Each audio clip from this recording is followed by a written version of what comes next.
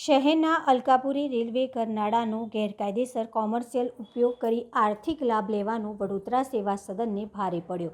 આ મામલે વડોદરા મહાનગરપાલિકા રેલવે તંત્ર તાત્કાલિક ₹1.87 કરોડ ચૂકવવા કોર્ટે હુકમ કર્યો હતો।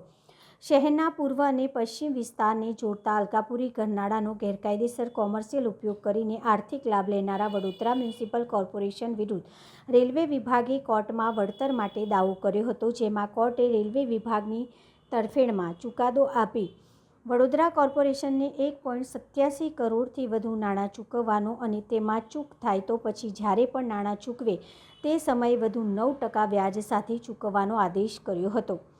વડોદરા રેલવે સ્ટેશન પાસે આવેલ અલકાપુરી કરનાળું, જે અલકાપુરી કલવર્ટ બ્રિજ નંબર 590ના નામે ઓળખાય છે, તે ગત 1875માં રેલવે મારફતે બનાવવામાં આવેલ હતું અને તેની માલિકી આજ દિવસ સુધી રેલવેની છે। રેલવે તથા senior division commercial manager western railway Pratapnagar દ્વારા અત્રે સિવિલ કેસમાં પ્રિસાઇડિંગ ઓફિસર કોમર્શિયલ કોર્ટ તથા પ્રિન્સિપાલ સિનિયર સિવિલ જજ જે ભટ્ટની કોર્ટમાં વડોદરા મહાનગર સેવા સદન વિરુદ્ધ અલકાપુરી ગરનાળાની માલિકી ₹18%ના વાર્ષિક વ્યાજ સાથે રિકવર કરવા માટે દાવો કરાયો હતો। આ દાવાના કામે તમામ પ્રકારના પુરાવા બંને પક્ષકારોએ રજૂ કરેલા હતા। પુરાવાના અંતે દલીલો બાદ કોર્ટે વેસ્ટર્ન રેલવે વડોદરાની તરફેણમાં હાલ દાવો અશત મંજૂર કરેલ છે અને અલકાપુરી ગરનાળાની કાયદેસરની માલિકી વેસ્ટર્ન રેલવે છે તેવું ઠરાવેલ છે। સાથે સાથે વડોદરા મ્યુનિસિપલ કોર્પોરેશનને જે કોમર્શિયલ અલકાપુરી ગરનાળાનો ઉપયોગ કોમર્સ અનધિકૃત રીતે આવક મેળવી હતી તે આવક પરત કરવા કોર્ટે હુકમ કર્યો છે। વડોદરામાં જ્યારથી રેલવેની સગવડો ચાલુ થઈ તો સને 1875ની અંદર અલકાપુરી ગરનાળું રેલવે તંત્ર મારફતે બનાવવામાં આવેલું હતું। આ ગરનાળાની માલિકી શરૂઆતથી જ રેલવે તંત્રની હતી, પરંતુ એ ગરનાળાની અંદર કોર્પોરેશને પોતે કોમર્શિયલ જાહેરાતો મૂકવા માટે ટેન્ડરિંગ કરી અને એની આવક મેળવેલી હતી। એ આવકની રિકવરી કરવા માટે અને અમારે માલિકી સ્થાપન થાય એ માટેનો દાવો 2008ની સાલમાં રેલવે તંત્ર મારફતે કરવામાં આવેલો હતો।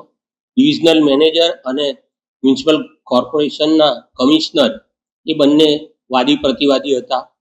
આ દાવો આશરે 16 વર્ષ ઉપરાંતના સમય થઈ અને હાલ નામદાર કોમર્શિયલ કોર્ટના સિવિલ જજ સાહેબે જે ભટ્ટ સાહેબે દાવો રેલવે તંત્રની ફેવરમાં ડિસાઇડ કર્યો છે અને રેલવેને જે કંઈ રકમ કોર્પોરેશને મેળવી છે એ તમામ રકમ 12%ના વ્યાજ સાથે ટૂંક સમયમાં પરત કરવી એવી રીતે વડોદરા મ્યુનિસિપલ કોર્પોરેશનને આદેશ કરવામાં આવે છે। આ ટોટલ રકમ ₹1,87,00,000 ઉપરાંતની રકમ થાય છે અને આ ગરનાળું રેલવેની માલિકીનું છે। તેના પર કોમર્શિયલ જાહેરાતો નહીં મૂકવી એવો સ્પષ્ટ આદેશ છે અને હોય તો તે તાત્કાલિક અસરથી દૂર કરવી એવો આદેશ છે।